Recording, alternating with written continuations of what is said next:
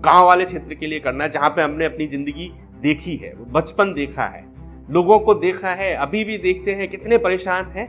उससे लोगों को जितना कर सकते हैं उतना उबारने की कोशिश रहती, और वही करूंगा आगे भी। मैं अपने जवाहर नवोदय विद्यालय के एंट्रेंस पास करने को एक बहुत बड़ा अचीवमेंट मानता हूं। मेरे को लगता है सबसे बड़ा अचीवमेंट मेरा वही था, नवोदय में सिलेक्शन पाना और वहां पे एजुकेशन लेना। सबसे मुश्किल समय होता है एक बच्चे के लिए 11th और 12th क्लास के बाद का समय। नमस्ते सभी को, गुड मॉर्निंग।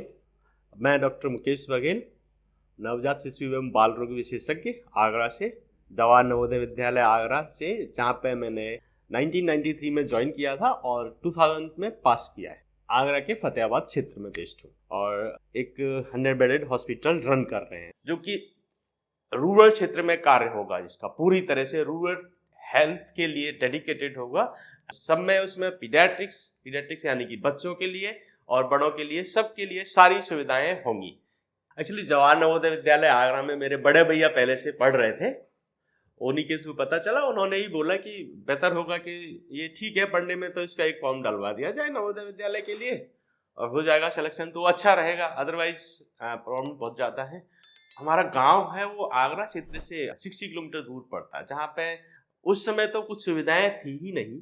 प्राइमरी स्कूल था जहाँ पे हम पढ़ते थे, बाकी इलेक्ट्रिसिटी और रोड्स ये सब तो मतलब ना के बराबर ही था, मान लीजिएगा।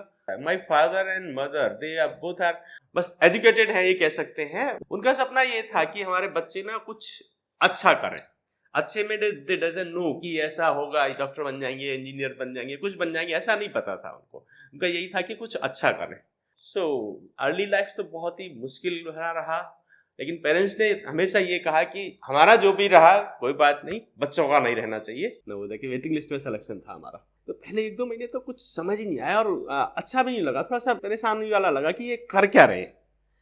उसके बाद में जब धीमे धीमे चीजें बढ़ती गई, तब पता चला कि ये हमारे जीवन में एक अनुशासन ला रहे हैं कि सुबह आपका जल्दी उठना और स्पोर्ट्स के लिए जाना, नहीं जा रहे हैं तो उसमें अटेंडेंस में शॉर्ट होकर आपको डांट पड़ रही है। लेकिन जब एहसास होता है कि डांट पड़ रही थी तो वो हमारे अच्छे के लिए पड़ रही थी, जीवन में अनुशासन लाने के लिए। उससे पहले कोई अनुशासन नाम की चीज थी ही नहीं कि हाँ जब उठना बस स्कूल जाना है, और कुछ छोटे बच्चे तो थे ही। लेकिन वहां से हमें जिस तरह से ढाल दिया नवोदय ने, एक अनुशासन में ढाल दिया कि आपको सुबह ऐसे उठोगे, अपने ये करोगे, सब चीजों के लिए टाइम निर्धारण, एक मैनेजमेंट सिखाया वहां पे उन्होंने। मैनेजमेंट, समय का मैनेजमेंट कैसे करना है और अपने आप को स्वस्थ कैसे रखना है। नवोदय ने हमें 12th तक एजुकेशन दी, और नवोदय एक ऐसी जगह है जहाँ पे आप जितना चाहते हो उतना कर सकते हो। जितना जो भी अपॉर्चुनिटी आपको चाहिए सब मिली, टीचर्स, फ्रेंड्स, वो सब मिले। तो उसी के थ्रू फिर 12th किया। 12th के जस्ट बाद में ना मैं एंट्रेंस दे रहा था, and I was residing in Agra, घर से 50-60 किलोमीटर दूर। उसका रिजल्ट आया, एंट्रेंस एग्जाम का रिजल्ट आया, but I could not clear that. नहीं हुआ सिलेक्शन, भाई ठीक है। तो उस समय मेरे फादर से बात हुई तो मैं थोड़ा सा परेशान होता ही, कोई भी बच्चा होगा 12th क्लास पास किया है, 18-17 साल का रखा है, परेशान होगा ही। तो मैं भी परेशान था। आवाज़ में मदर फादर तो पहचान लेते हैं कि हाँ भाई दिक्कत है कोई। तो व्हाट माय फादर सेड, मैंने कहा नहीं हुआ सिलेक्शन। आवाज़ में कुछ बदलाव था, तो उन्होंने सीधे कुछ नहीं बोला तू घर आ जा। मैं क्यों नहीं, अभी नहीं यार, नहीं तू आज ही घर आ जा। तो मैं ठीक है चले जाता हूँ। तो घर वालों को डर रहता है ना कि बच्चे का सिलेक्शन नहीं हुआ है, तो परेशानी ऐसी क्या है, क्या करेगा पता नहीं, समझ नहीं आ रहा, टेंशन में होगा। बोलो घर आ जा, तू कुछ नहीं करना। उन्होंने दूसरा कुछ बोला ही नहीं, बोले घर आ जा, तू कुछ नहीं है। तो घर चला गया। घर जाके भी बोले ठीक है नहीं हुआ तो कोई बात नहीं, पढ़ाई तो तुमने की थी, मेहनत की थी, अगली बार में हो जाएगा, और मेहनत करना। ठीक, ये चीज़ें घर वालों की भी बड़ा मोटिवेट करती हैं। और नवोदय ने भी हमें जो सिखाया कि मेहनत करते रहो, वो चीज़ें भी सब कंबाइंड होकर बड़ा अच्छा लगता है। Then I got selected in MBBS। और ये अपने आप में एक ऐसे क्षेत्र से निकल के जहाँ पे कुछ भी नहीं है, वहाँ से निकल के आपको फिर डॉक्टर बनना, करंट इमेज जो है उस चीज़ को देखता हूँ मैं और पुराने समय को देखता हूँ तो बहुत अंतर नज़र आता है। एक्चुअली बड़े भैया पहले से सेलेक्ट हो चुके थे MBBS में, मेरे सेलेक्ट होने से पहले उनका कंप्लीट हो गया था। तो उस एरिया में हम 2 लोग इस तरह से फेमस थे कि उनके 2 बच्चे, मेरे फादर के 2 बच्चे डॉक्टर हैं। वो नाम से जानते थे लोग, जगह से नहीं जानते थे, शक्ल से नहीं जानते थे। कई बार ऐसा भी हुआ कुछ लोग आए और हमारे घर के सामने खड़े होकर पूछ रहे हैं कि उनका घर कौन सा है। बोला हाँ बताओ क्या हुआ। नहीं उनसे मिलना है, उनके बच्चे 2 डॉक्टर है ना, तो कुछ सलाह लेनी। तो बताओ हम ही हैं। अच्छा भी लगता है घर वालों को भी, मदर फादर को, फैमिली को, गाँव को, पूरे क्षेत्र को अच्छा लगता है इस चीज को देख के कि हाँ हम कहीं पे पहुंच पाए। एक चीज जो मैं देख पाता हूं जो कि सबसे मुश्किल समय होता है एक बच्चे के लिए, 11th और 12th क्लास के बाद का समय, जो कि अपने आप में बहुत मुश्किल समय है। और लोगों को ये नहीं पता होता कि करना क्या है मुझे, इवन बाकी का क्या होता हूँ। मैं भी अपने में डाउट में था। 12th के बाद में जब हम बाहर निकले तो I started preparation for doctor बनने के लिए। पता नहीं था कि ना कि डॉक्टर कैसे बनते हैं। और एक मेरे साथ में एक पॉइंट ऐसा था कि बड़े भैया सेलेक्ट हो चुके थे और वो मेरे से बहुत मतलब इंटेलिजेंट है, बहुत ज़्यादा है। मैं उन्हें कंसीडर करता हूँ, वो 100 है तो मैं 10 के आसपास होऊंगा इंटेलिजेंसी में। He got selected just after 12th class. उन्हें कोई ट्यूशन नहीं लिया, कोई कुछ कोचिंग नहीं ली, कुछ भी नहीं किया। और मैं उस भ्रम में था उस कि भैया का सिलेक्शन हो गया तो मेरा भी हो जाएगा। CPMT का एग्जाम दिया। I remember that I got 68% marks. Selection का तो मतलब ही नहीं था। फिर मन में ये आता करेंगे क्या। MBBS में सिलेक्शन हुआ नहीं, पोस्ट ग्रेजुएशन में एडमिशन लिया नहीं, मैंने कुछ नहीं किया। बाकी साथ वाले लोग बहुत सारे कह रहे थे कि BSc कर लेते हैं, साथ में चलती रहेगी तैयारी के साथ में। मैं ओवर कॉन्फिडेंट था, हो सकता है उस समय कि मेरा भी हो जाएगा। नहीं हुआ तो अब बड़ी अजीब सी स्थिति हो गई। 1 साल तो चला गया, सिलेक्शन हुआ नहीं है। BSc एडमिशन ले लिया होता तो 1 साल वो हो जाती, वो भी नहीं हुए। उस समय बड़ा मुश्किल मेरे को भी लगा। देन बात की घर पे कि मेरे को कोचिंग करनी है। तो कोचिंग कराना है उस समय इतना घर वालों के लिए इतना आसान नहीं था ना। 2001 में 20,000 के आसपास फीस हुआ करती थी कोचिंग की, किसी की 50,000 तक भी थी। 50,000 घर वालों की तरफ मैंने ही नहीं बोला क्योंकि वो नहीं दे पाएंगे, मुझे पता है। जहाँ पे 20,000 के आसपास वहाँ पे मैंने कोशिश की कि मेरे को यहाँ पे एडमिशन करा दो, घर वालों से बोला। देन दे थॉट कि पैसे का इंतजाम कैसे होगा, क्या होगा। ठीक है, उन्होंने कैसे भी किया, आई डोंट नो, जो भी किया होगा उन्होंने, बस कैसे भी किया होगा। कोचिंग ज्वाइन की।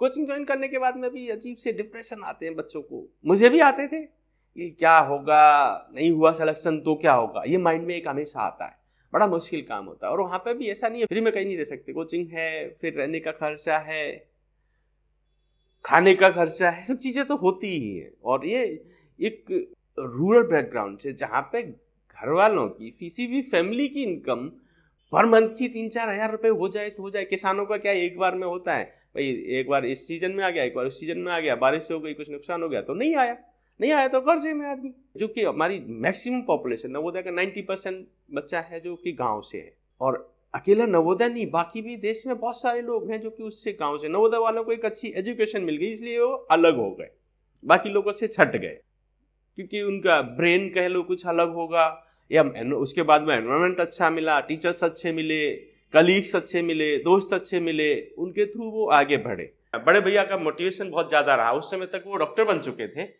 सो फिर मेरे को भी लगा कि अब मेरे को भी यही करना चाहिए। Then I join coaching classes, finally got selected in 2002 for MBBS। वो हम नवोदय वालों की एक खासियत होती है, जहाँ पे भी जाते हैं सरकारी पे काम चलता है हमारा। नवोदय में सरकारी रहा सब कुछ। देन गवर्नमेंट मेडिकल कॉलेज में MBBS किया मैंने। MBBS के बाद में गवर्नमेंट मेडिकल कॉलेज से ही पोस्ट ग्रेजुएशन किया। पोस्ट ग्रेजुएशन किया था अलीगढ़ मुस्लिम यूनिवर्सिटी से, और MBBS किया था तमिलनाडु से, Chengalpet medical college through all India, जो कि पूरी तरह से सरकारी थे। इनमें कहीं कुछ ऐसा घर वालों को या हमें देना ना पड़ा। ये सब नवोदय की बदौलत मिला हमें। नवोदय की बदौलत हम इतना बन पाए कि अपने आप को कहीं पे दिखा सके कि हाँ हम पढ़ सकते हैं, हमें भी कुछ ऐसी काबिलियत है। ये लोअर मिडिल और मिडिल क्लास फैमिलीज की बहुत बड़ी मुश्किल थी, जिसमें कि जीरो से स्टार्ट करना है आपको। यदि आप प्राइवेट प्रैक्टिस में जा रहे हो तो जीरो से स्टार्ट करना है totally. That I did, zero से स्टार्ट किया। आज मेरे को अप्रॉक्सीमेट 8 ईयर्स हो गए। पर जीरो से स्टार्ट करने के बाद मेहनत तो बहुत करनी पड़ेगी, आपको लगे रहना होता है। लगे रहने के बाद में आज उसी मेहनत की बदौलत आज मैं एक 100 बेडेड हॉस्पिटल की तरफ बढ़ रहा हूँ, जो कि गाँव वाले क्षेत्र में है बेसिकली। वहाँ पे लोगों को बचपन में जब देखा है कि लोग कितना परेशान होते हैं, बच्चा कोई परेशान है, कोई भी बीमार है, उनको 50-60 किलोमीटर लेके जाना है। कोई ज़्यादा परेशानी है, पहुँचते पहुँचते हॉस्पिटल पहुँचते वो दम तोड़ देते हैं। कई बार हॉस्पिटल में जाके स्टेटमेंट मिल जाता है कि आपको थोड़ा सा जल्दी आना चाहिए था। सही बात है, जल्दी आना चाहिए था तभी कुछ कर पाते, लेकिन उसकी मजबूरी क्या थी, वो तो नहीं पहुँच सकता ना। ये सब सोचते हुए मैंने फिर अपने आप को ना रूरल एरिया में स्थापित करने की सोची। उससे पहले मेरे को बहुत सारे लोग ये भी कहते थे, डॉक्टर साहब आप तो अपना यहीं पे कर सकते हो, शहर में कर सकते हो, कहीं पे भी आराम से कर सकते हो, बड़े हॉस्पिटल को ज्वाइन कर लो, या अपना कुछ करना है तो शहर में करो, गाँव में आके क्या रखा है। जो कि मेरे बहुत सारे लोग थे कहते थे ऐसा जब, लेकिन मुझे वही अपना बचपन और बचपन की चीजें याद आती थी कि गांव में लोग कितना परेशान है। उस चीज को देखते हुए मैंने अपने आप को अर्बन एरिया छोड़ के रूरल एरिया में स्थापित करने की कोशिश की। हमें लगता है कि हम अपने मकसद में थोड़ा बहुत कामयाबी की तरफ बढ़ रहे हैं, जो हमारा मकसद है। मैं अपने जवाहर नवोदय विद्यालय के एंट्रेंस पास करने को एक बहुत बड़ा अचीवमेंट मानता हूँ। मेरे को लगता है सबसे बड़ा अचीवमेंट मेरा वही था, नवोदय में सिलेक्शन पाना और वहाँ पे एजुकेशन लेना। तो नवोदय ने बच्चों को जितने को भी बनाया है उनको बहुत अच्छा बनाया है, और अकेला ये नहीं, मैं नहीं, पूरे देश को एक बहुत बड़ी चीज़ दी है। जो गांव के क्षेत्र में लोग थे जिन्हें अपॉर्चुनिटी नहीं मिलती थी, उनको इतनी बड़ी अपॉर्चुनिटी दी, हर तरह के रास्ते खोले उनके लिए। देश को एक बड़ा धन दिया है, ये मान के चलेंगे कि इतने सारे शिक्षित लोग दिए, अच्छे ब्रेन दिए, उसके थ्रू हर जगह अपना अपना अच्छा काम कर रहे हैं। अभी तक लाइफ में मैंने जो फेस किया उस चीज़ को एक सार के रूप में देखें, या मैं उस चीज़ को किसी को बताना चाहूँ, तो उसमें मैं इतना ही कहूँगा कि आप जहाँ पे भी हो उससे अपने आप को कहाँ पहुँचाना चाहते हो, उसके लिए एक आपकी फोकस्ड अप्रोच होनी चाहिए। जो मैंने भी कोशिश की थी कि जैसे हम एक सुदूर गांव से निकल के, जहाँ पे कोई सुविधा नहीं थी, बिल्कुल भी सुविधा नहीं थी, और आज भी उतनी सुविधाएं नहीं है, हालांकि काफ़ी हो गई हैं लेकिन उतनी सुविधाएं नहीं है। कहीं पे पहुंचना है तो आपको एक सही रास्ता लेना पड़ेगा, जो कि हमारे लिए नवोदय था।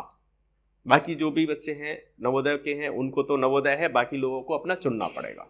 उसके बाद में आपको सही दिशा में मेहनत करनी पड़ेगी, और इम्पॉसिबल कुछ नहीं है। इसी जिंदगी में चमत्कार होते हैं, जो भी होते हैं वो इसी में होते हैं। कहाँ थे, आपने मेहनत करी तो कहाँ पहुंच सकते हो। हार्डवर्क हमेशा आपका काम आता है, कभी भी बेकार नहीं जाता है। इस दौरान मुश्किलें बहुत आती हैं, बहुत सारी मुश्किलें आती हैं। आपके साथ में आपकी फैमिली का सपोर्ट जरूरी है, वो जरूरी है। दोस्तों का सपोर्ट जरूरी है। भाई उसमें एक चीज़ और है, शादी से पहले फादर मदर भाई बहनों का सपोर्ट जरूरी है, शादी के बाद में वाइफ का, बच्चों का सपोर्ट जरूरी है। और ये लाइफ के हिस्से हैं, बहुत आवश्यक है ये सब। जब तक ये सब चीज़ों का सपोर्ट नहीं होता तब तक आप कुछ कर नहीं पाते। और हम आगे जो भी है वो कर रहे हैं, एक टीम के साथ में कर रहे हैं, और टीम के साथ में जब करते हैं तो बहुत अच्छा होता है। नवोदय टीम हमारी बहुत अच्छी है, साथ में चलेंगे तो कुछ अच्छा अच्छा करते जाएंगे। फाइनली मैं तो यही कहूँगा कि मेरे लिए अपने आप में एक अच्छा अचीवमेंट है, लेकिन ये फाइनल अचीवमेंट नहीं है। फाइनल तो बहुत कुछ करना है, और करना बेसिकली रूरल एरिया के लिए, गांव वाले क्षेत्र के लिए करना है, जहां पे हमने अपनी जिंदगी देखी है, बचपन देखा है, लोगों को देखा है, अभी भी देखते हैं कितने परेशान हैं। उस चीज से लोगों को जितना कर सकते हैं उतना उबारने की कोशिश रहती है, और वही करूंगा आगे भी। All the best and thank you.